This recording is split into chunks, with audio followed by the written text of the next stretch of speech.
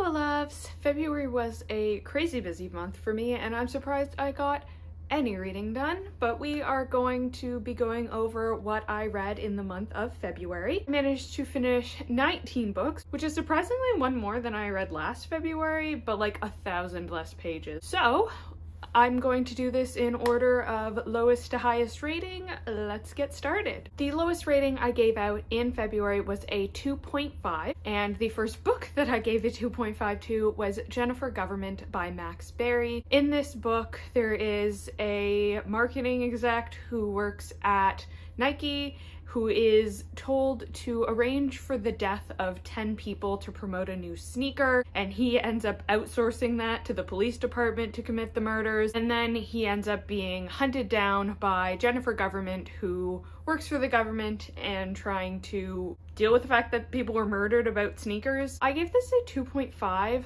I didn't particularly like the way that the female characters were written in this book. While there was an interesting concept, I didn't find that it was written particularly in an intriguing way, so this only got a 2.5 for me. The other book that got 2.5 is Love in the Time of Serial Killers by Alicia Thompson. I read this in February because I was going for some romance vibes. This is a romance novel about a woman who's obsessed with true crime, moves into her dad's house after he passes away, is trying to wrap things up so they can sell the house, and she suspects that her neighbor is a serial killer for really just no good reason. Like, he is outside, and I gave this a 2.5 because the main character was insufferable, and liking true crime was her only personality trait, and just did not connect with her. And the whole premise of her thinking her neighbor is a serial killer wrapped up really quickly because we have to get to the romance part, because obviously that's who she ends up falling in love with. So 2.5 for me here was not great in my opinion. Next, 2.75, also two books that I gave this rating to. First, I discussed in my Week of Yes reading vlog, and that is Twilight by Stephanie Meyer. Is there anyone who doesn't know what Twilight is about at this point? Bella moves to her small town to live with her dad in a self-sacrificing thing and ends up falling in love with Edward, who is a vampire. I give this 2.75 for a YA paranormal romance. It is fine. Is it the best thing I've ever read? No. Did I have fun reading it again? Yes. Edward's creepy though. And definitely some religious gender roles, Mormonness going on here, like the infamous khaki skirt. So stunning. But ultimately, it's not good, but it's fun in a campy way. So 2.75 for Twilight. I also gave 2.75 to Raisins and Almonds by Carrie Greenwood. This was the next book for me in the Franny Fisher mystery series, and I talked in my last wrap-up about the romance partner that she had in the last couple books was a Chinese man, and there was a lot of Orientalism in discussion with him. She very unceremoniously is no longer with him in this book, and she, in this book, is investigating a man who collapsed at a bookstore. It happened to be specifically in the Jewish community. This was a very interesting book to read, given the current discussions around Palestine. This book is set in the 1920s. This book was published in the 1990s, and I had to read an entire 2-page rant about how Jewish people need to reclaim Palestine. So, the murder part of it was interesting. The politics part of it was a little questionable again, particularly given what has happened in the past 4 to 5 months. So, 2.75. Definitely, if you are sensitive about topics like that, it's maybe not the right climate to pick up that one in particular. At 3.25 stars, we have our first graphic novel of the month of March, and that is Silver Coin Volume 3. This is a continuation of the Silver Coin graphic novel series. There's this magic silver coin that if you find it, you get to live out your fantasies, but in a way that has very bloody consequences. This one, again, was a series of vignettes, but loosely connected to each other, and we are getting a bit more into the story of ending the curse of it, but from what I can see, this is the end of it, but it felt open-ended, like it wasn't finished. Again, I really like some of the vignettes and the stories that those are telling, but it seems confused on whether it wants to have a uniting narrative or not, and how explicit it wants that to be made. The art style, very cool though. Also at 3.25 is This Census-taker by China Miéville. This book starts out with this boy who runs into the nearest small town claiming that his father killed his mother or his mother killed his father. He's not really sure. And as the story unfolds, there is this boy who lives on a farm, remote area near this small town. His father makes spells for people. We kind of get the story of his relationship with his father, and it's ambiguous as to whether or not his father actually killed his mother, what this magic is. I went into this expecting something weird because it is described as weird fiction, and I felt like it wasn't weird enough. It was well written, and there were aspects of it I did find interesting, but for being such a short book, it tried to do a lot, and I wanted something weirder.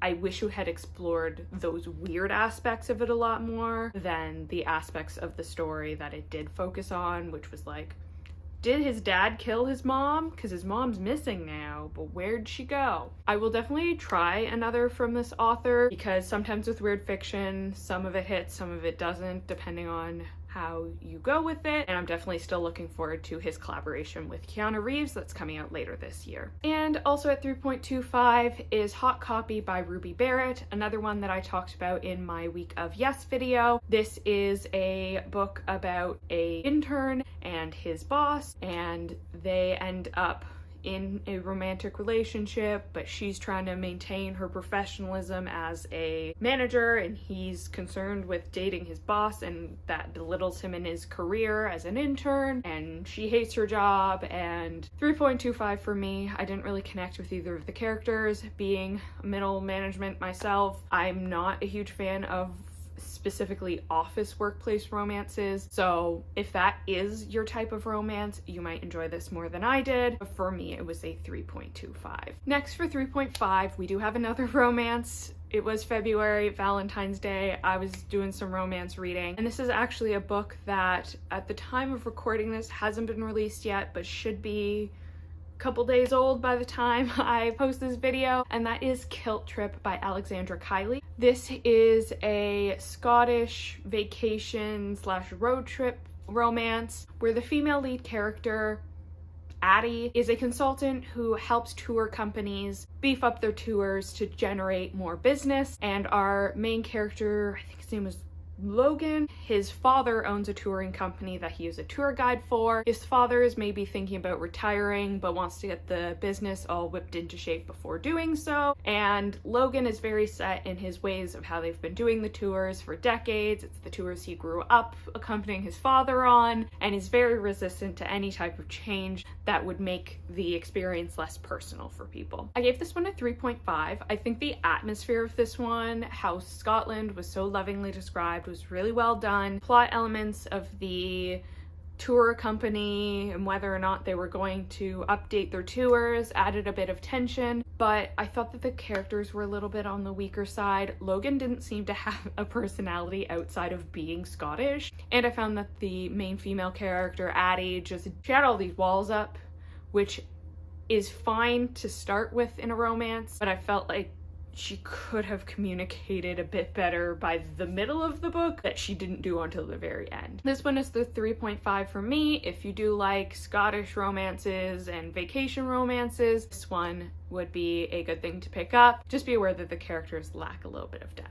Next we have Blood on the Tracks volume 15. This got a 3.5 for me. I feel like I've talked about like 7 different volumes of this at this point, so Blood on the Tracks, boy unhealthy relationship with his mother, he was a child, and now it's his adult years. In this volume, the adult version of our main character has taken his mom back to her house after her memory lapse issue, and he's really having to contend with the fact that his mother did some very traumatic things to him as a child and what that means of his responsibility to her as an adult. And this one was just okay. It was a 3.5. I thought some of the very first volumes of this were really interesting and dramatic, and I'm just kind of losing it at this point, and I think it would be a good time for this series to be kind of wrapped up. And for 3.75, we do have The Silver Coin Volume 2.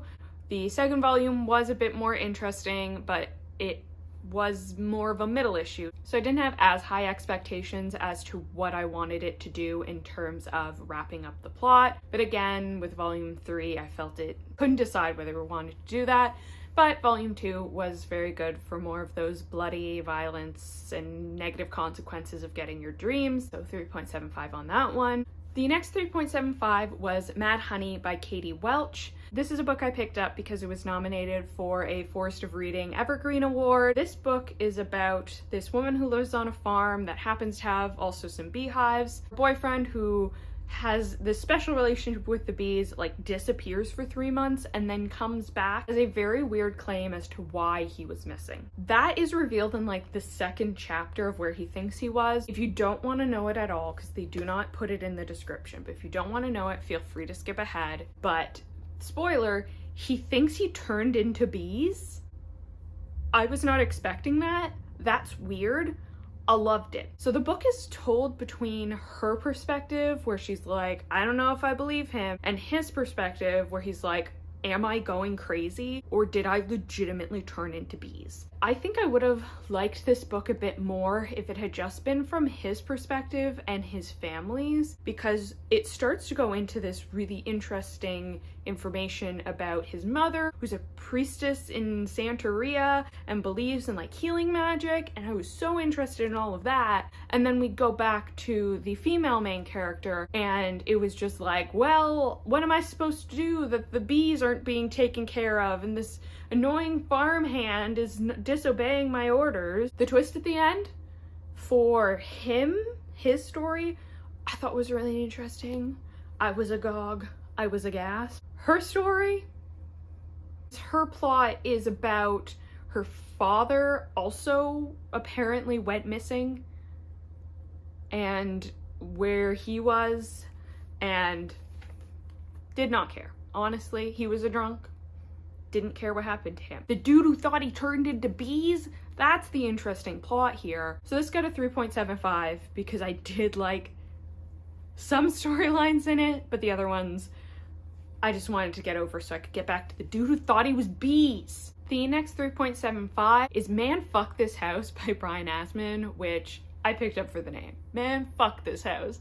Love it. This is kind of a haunted house story. Nuclear family, wife, husband, 2 kids, move into this new house, and the wife starts to notice weird things are happening. And then also the son thinks that his mom doesn't like him, so he pretends to be like a possessed demonic child just to get a reaction out of his mom, which I thought was an interesting dynamic. And the sister knows the son is doing this, and there's some interesting character dynamics here.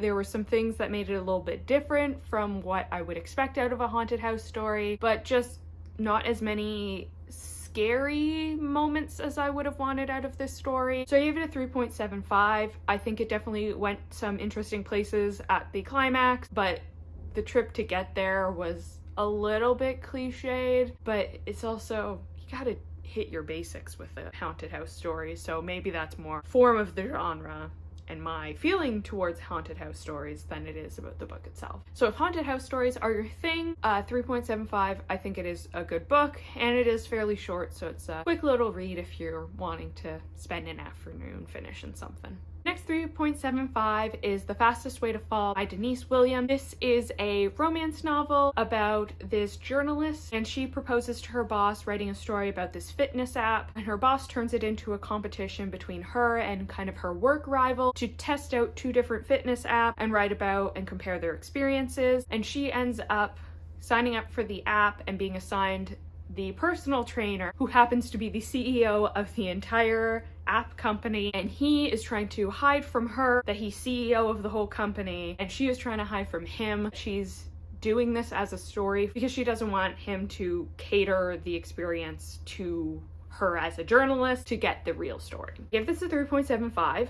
There were a lot of aspects of the female main character that I really related to. There were aspects of this that I recognized in my own journey to finding fitness that I enjoy. I've mentioned other videos, I do archery. I also found a enjoyment of running and doing 5Ks in my adulthood. I found some of the elements of the main female character to be really relatable to me, and that was a big strength to this. I did find the relationship between the two to be pretty cute, but not quite as steamy in certain places as I would have wanted. Workplace romances, not my thing. Ethical violations make me concerned. No communication.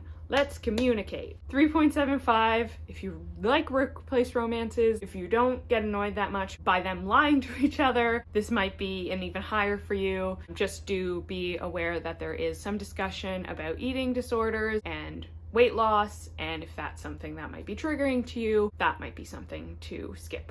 And a 3.75 that is a non-fiction read of the month. It came from The Closet, Reflections on Queer Horror, which is edited by Joe Velez. This was a series of essays about the queer experience and as it relates to various different horror movies. I gave this a 3.75.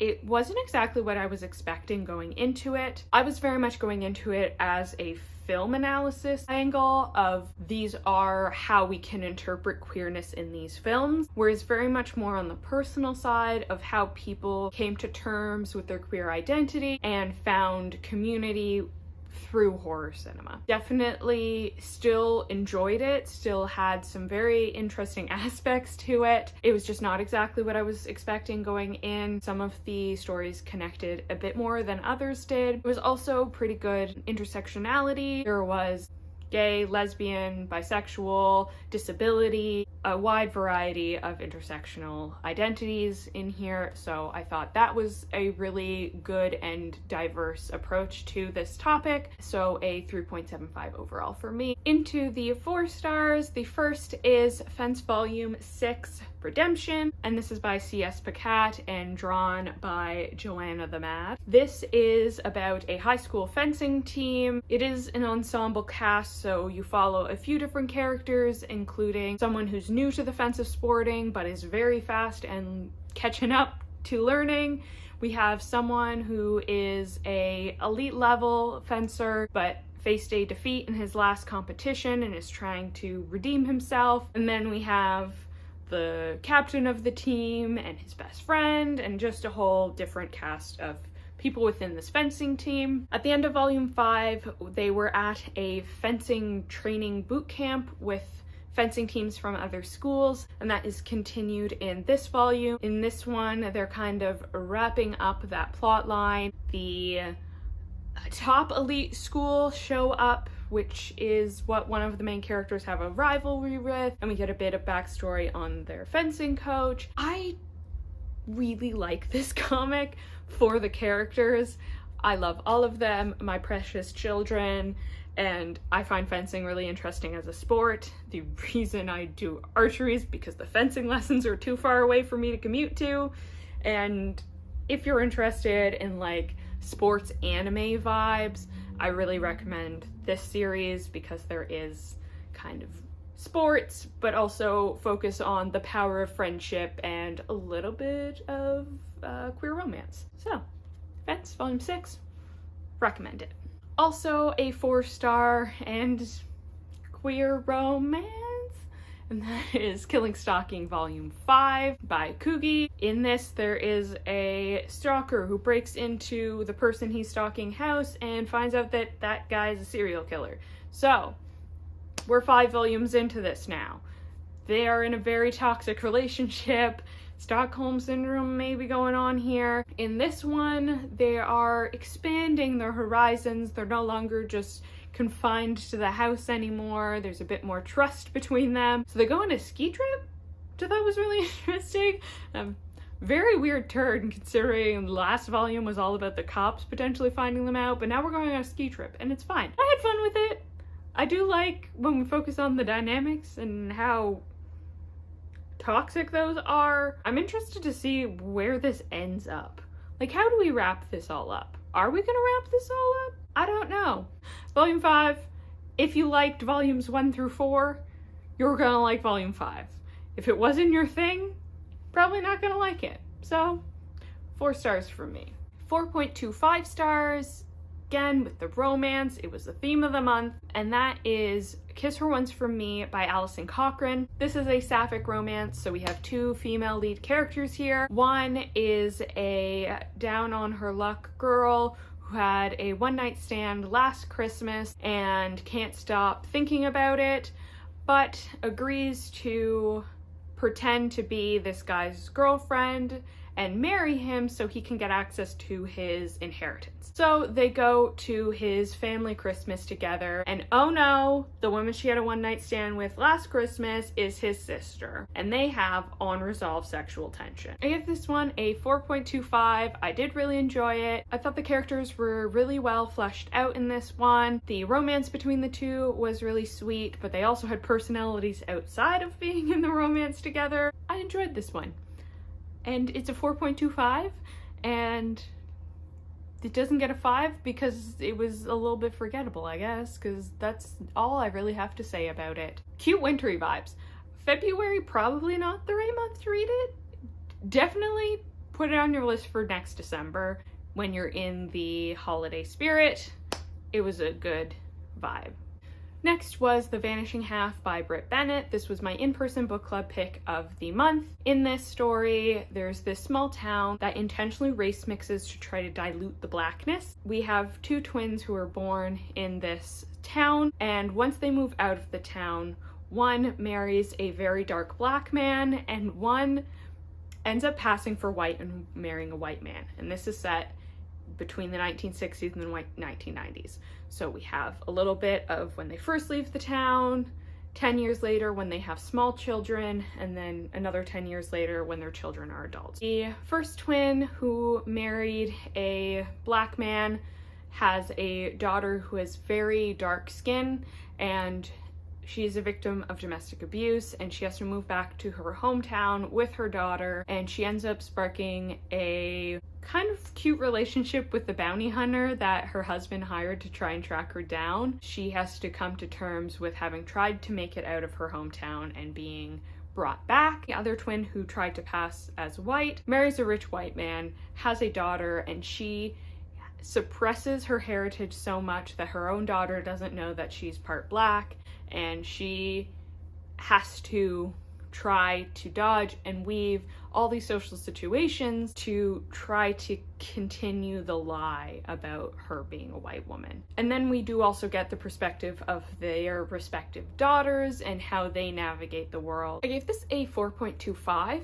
I think that it was really well done. Having the few different character perspectives really helped you understand the difference between generations and the difference between people along a spectrum of colorism and how those experiences differ. For me, I'm just not a big fan of historical fiction, particularly 20th century historical fiction. The 60s, 80s, 70s, not really the type of period that I like to read about. So for me, it didn't connect on that level because it's not my preferred genre, but I do think that it brings up some very important topics and is a very accessible way to discuss them. And there is, again, like It Came From the Closet, some intersectionality. There is a trans character, and there are various queer characters as well, and again, the differing in experiences based on the tone of one's skin. Overall, a 4.25, and I definitely think it's an important book for people to engage with and read, so it did make a really good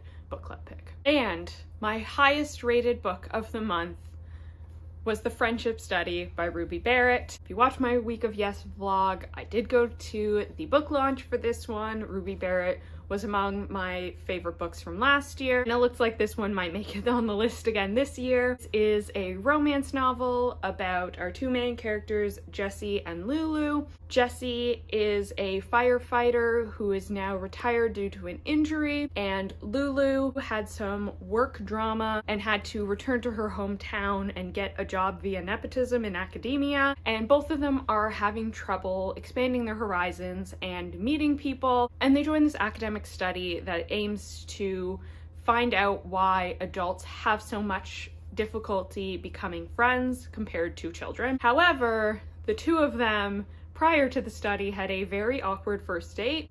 They have the rule in the friendship study that you are not allowed to engage in any physical relationship with the other participant. Have to deal with their mutual misunderstanding of why the first date was awkward while being mutually attracted to each other, but via the rules of the study, not allowed to engage in physical activities. I really like the way that Ruby Barrett writes steamy scenes. I thought that there was a lot of depth to the characters. The only thing that I took any points off was because I wish we had seen a little bit more of the other study participants and built out a little bit more of the side characters, but otherwise I highly recommend this and The Romance Recipe. Oh, those were the 19 books that I finished in the month of February. A little bit of a slow month for me, and hopefully we can pick up the pace again in March if I'm less busy, which isn't looking likely at this point. If you enjoyed this video, please leave a like, consider subscribing, and comment down below what the best book you read in February was. Thank you so much for watching, and have a great day!